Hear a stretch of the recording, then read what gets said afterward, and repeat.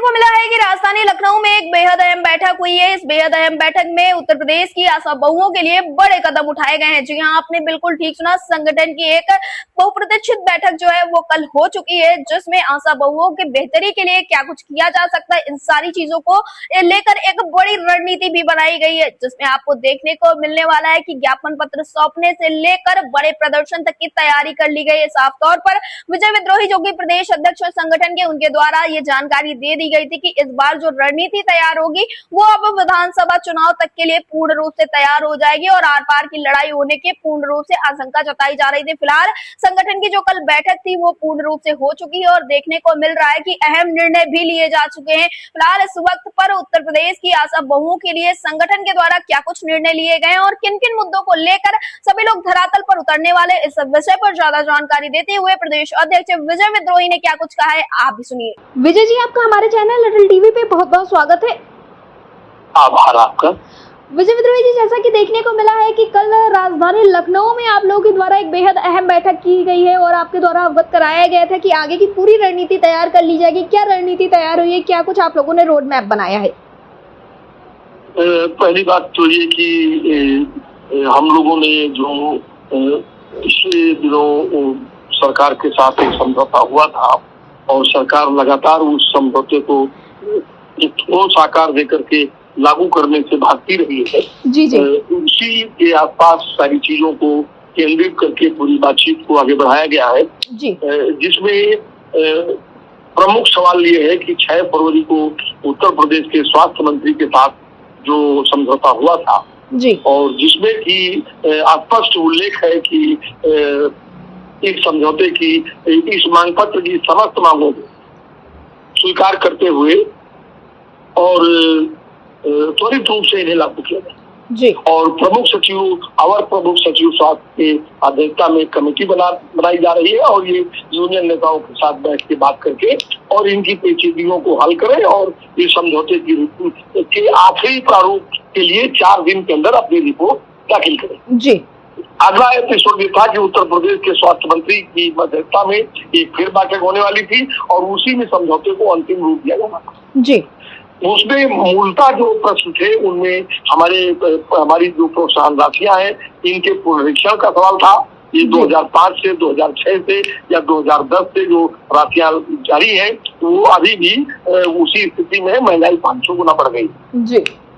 अमूमन अगर आप देखिए तो मतलब पोलियो में जो सेवाएं उदान करती है उसमें इनको 8 घंटे 10 घंटे लगते हैं और पर डे और 75 रुपया इनको शुरू से मिल रहा है, वो आज भी 75 रुपए मिलता है।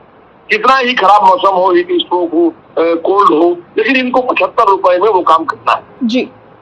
तो ये सवाल था कि हमारी जो प्रोत्साहन राशियां हैं इनका पुनरीक्षण किया जाए और दूसरा ये सवाल था कि हमारा जो आधारभूत भुगतान जो अभी उत्तर प्रदेश सरकार और केंद्र सरकार मिला करके 3750 रुपए देती जी, तो उस 3700 रुपए को बढ़ा करके न्यूनतम वेतन के समकक्ष किया जाए जी। तो एक सवाल ये था। मातृत्व का सवाल बहुत दिन से लंबित है और इनके स्वास्थ्य बीमा का सवाल था। वो 5000 रुपया कैशलेस योजना के भीतर मुख्यमंत्री प्रधानमंत्री योजना जो आरोग्य भारत योजना उसमें लाए हैं तो उसको था कि इसको बढ़ा करके कम से कम इसको 10 लाख किया जाए और जीवन बीमा चूंकि 2 लाख है जी, तो इसे 20 लाख तक पहुंचाएंगे जी। मार्ग दुर्घटनाओं में, काम के दौरान होने वाली मौतों में, ये कुछ प्रमुख सवाल थे जी। तो इन सवालों पर एक सहमति थी और बाकी कुछ सवाल हैं जिनमें कि 1.5 लाख करोड़ रुपए की पिछली बकायेदारी है और तमाम तरह के अन्य जो है बकाये हैं, तो उनका एक आकलन कर उसका भुगतान करने का एक सवाल था जी। इस पर एक सहमति थी और इसमें कहीं कोई असहमति नहीं थी जी। और मैं इस बात को कई बार दोहरा चुका हूं कि उत्तर प्रदेश के स्वास्थ्य मंत्री ने और उत्तर प्रदेश के माननीय मुख्यमंत्री ने विधानसभा के पटल पर इस समझौते की जो सहमतियां जी इनको उद्घोषित भी किया जी। लेकिन क्या वजह है कि 9 फरवरी की बैठक के बाद सरकार ने दोबारा फिर कोई समझौता वार्ता नहीं बुलाई जी। नंबर 1, मुख्यमंत्री द्वारा और स्वास्थ्य मंत्री द्वारा मानदेय में वृद्धि, इसको न्यूनतम वेतन के समकक्ष 10,000 से प्लस करने और हमारी काम करने वाली जो प्रोत्साहन राशियां हैं इनके पुनरीक्षण कर इनमें 40% से लेकर के 60% तक की बढ़ोतरी का जो विश्वास दिलाया गया था जी, उस दिशा में भी कोई बात नहीं हुई। तो कुछ भी लागू नहीं हुआ। ये बशर्ते इतना जरूर हुआ कि कुछ थोड़े बहुत पुराने चराचूरन भर के जो बकाये थे उनके लिए 1000-2000 करोड़ रुपया उन्होंने जारी किया जी।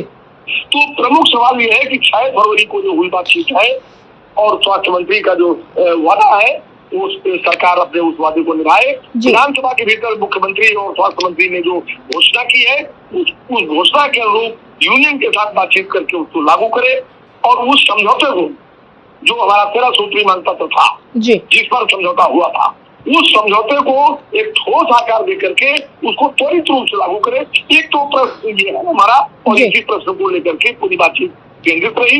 इसमें जो कार्यक्रम हम लोगों ने तय किया है उसमें कार्यक्रम ये तय हुआ है कि आगामी 13 अगस्त को पूरे प्रदेश के लिए हम लोग जिला मुख्यालयों पर अपने समझौता लागू करो, सरकार वादा निभाओ जी उसके नारे के साथ जो है हम लोग प्रदर्शन करेंगे और विधानसभा सत्र मानसून सत्र शुरू होने वाला है। वो संभवतः 14 तारीख से 18 तारीख के बीच में शुरू होगा।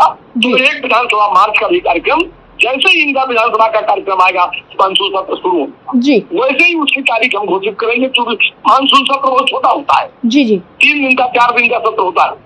तो अभी से घोषणा करके और वो आगे पीछे कर दे तो उससे जो है हमारा कार्यक्रम जो हम चाह रहे हैं उस कार्यक्रम से निकालना उसमें दिक्कत आ रही है। इसलिए हम लोगों ने तय कर लिया है कि हम लोग इसको करेंगे और वो तारीख घोषित करें और हम भी अपनी तारीख उसी दिन घोषित करें। तो ये अगस्त के महीने में एक दूसरा कार्यक्रम है और 23 अक्टूबर को हम लोग राजधानी में पहली बार एक नारा फिर देने जा रहे हैं कि डेरा डालो घेरा डालो। पूरे प्रदेश भर की आशा वर्कर्स लखनऊ में डेरा डालने की नियत से आगे बढ़ेंगी और लखनऊ में एक फैसलाकुन लड़ाई लड़ करके और सरकार से अपना हक हकूक और अधिकार का जो वर्षों से लंबित है उसको हासिल करके ही वापस लौटेंगी। ये कल की मीटिंग था जी। विजय विद्रोही जी, यहाँ पर एक सवाल ये है कि जो 23 अक्टूबर का आपने एक कार्यक्रम बताया, क्योंकि जिस हिसाब से आपने बताया तो ये सारे तो एक दिवसीय कार्यक्रम सुनने में लग रहे हैं, लेकिन डेरा डालो घेरा डालो का जो कार्यक्रम बताया क्या ये अनिश्चितकालीन तरह का कोई कार्यक्रम होगा? निश्चित तौर से ये कार्यक्रम अनिश्चितकालीन होगा और इसमें हमारे पास उत्तर प्रदेश के अंदर 75 जिले हैं और हमारा कामकाज एक बहुत बड़े हिस्से में है। हम उत्तर प्रदेश आशा वर्कर्स यूनियन आज उत्तर प्रदेश के अंदर 1 लाख से अधिक आशा वर्कर का प्रतिनिधित्व करती है तो हम लोग इसको चरणबद्ध ढंग से इस आंदोलन को सजाएंगे और एक बड़ी लड़ाई की तरफ हम लोग बढ़ेंगे। इसलिए कि हमारे पास इस अक्टूबर के बाद फिर कोई समय नहीं है। सरकार चुनाव में व्यस्त हो जाएगी और उनकी जो चुनाव की रैलियां हैं फिर उनका भाषण सुनिए, उसमें आशा वर्कर्स स्कीम वर्कर्स चाहे उनकी भीड़ बढ़ाए, यही काम बचेंगे। तो हम भीड़ का हिस्सा नहीं रहेंगे। हम एक अपना जो हक है हमें स्वास्थ्य प्राप्तकर्मी का दर्जा चाहिए, हमें न्यूनतम वेतन चाहिए, हमें मातृत्व अवकाश चाहिए, हमें जिंदा रहने का अधिकार चाहिए और हमको एक सामाजिक सम्मान चाहिए। ये जो हमारे बुनियादी सवाल ये सवाल सरकार को हल करने होंगे। हमने सरकार के सामने एक प्रस्ताव रखा था कि आप हमको ये जो प्रोत्साहन राशियां हैं ये मत दीजिए। हमारा 8 काम के लिए भर्ती हुआ था, 8 काम तक कैद करिए और हमको एक न्यूनतम वेतन का गाइडलाइन तय कर दीजिए कि ये मिनिमम वेज है 10,000 है, 12,000 है, 14,000 है, 18,000 कायदे से आज के हिसाब से तो अगर गणना करेंगे छात्र वेतन आयोग और ILO की रिपोर्ट के हिसाब से तो 44,000 फिर आप 44,000 क्या 4400 नहीं दे रहे आप उत्तर प्रदेश के अंदर देखिए जो है गुनाराज कि आप हमसे 24 घंटा काम ले रहे हैं। हमारी मैंने जो है रातों दिन मारी बारी घूम रही डिलीवरी बता के आती है क्या कि रात में 2 बजे आएगी कि 12 बजे आएगी तो डिलीवरी में तो हमारी बहन जो है बरसात हो चाहे जाला हो चाहे गर्मी हो चाहे आंधी हो चाहे तूफान हो 500 रुपए मिलते रात के 12 बजे वो खड़ी हुई है। अभी पोलियो आपने कराया, पोलियो में जो है इस तरह के हीट स्ट्रोक के मौसम में कि आदमी ह्यूमिडिटी से मर रहा है लेकिन वो डिब्बा लिए हुए कोरियर का पैसा खा जा रहे हैं। आप जो वैक्सीन कोरियर है उत्तर प्रदेश के अंदर मैं आपको बताऊं ये बहुत बड़ा घोटाला है कि वैक्सीन कोरियर का पूरा पैसा ड्रा कर लेते हैं और वो वैक्सीन आशा वर्कर से दबाते हैं और उसका लाखों करोड़ों रुपया जो है उसका मजदूरी का जो है साल भर में ले लेते हैं।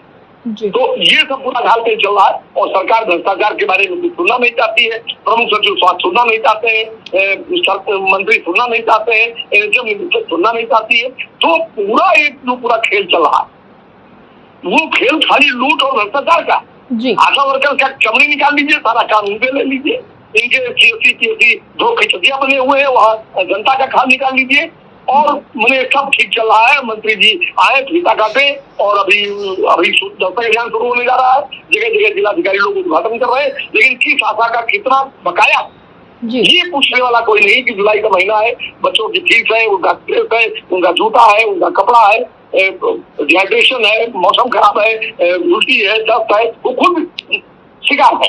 जी। तो उसके बारे में जिलाधिकारी को, वो स्वास्थ्य समिति की चेयरमैन है जिलाधिकारी हर दिन, तो जिलाधिकारी स्वास्थ्य समिति के अध्यक्ष है और आपको पता ही नहीं कि आपके जिले में कितना बकाया।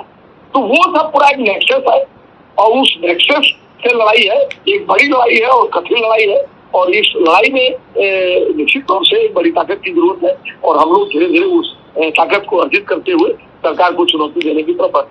जी, विजय विद्रोही जी, एयरटेल टीवी से जुड़ने के लिए धन्यवाद। आभार आपका।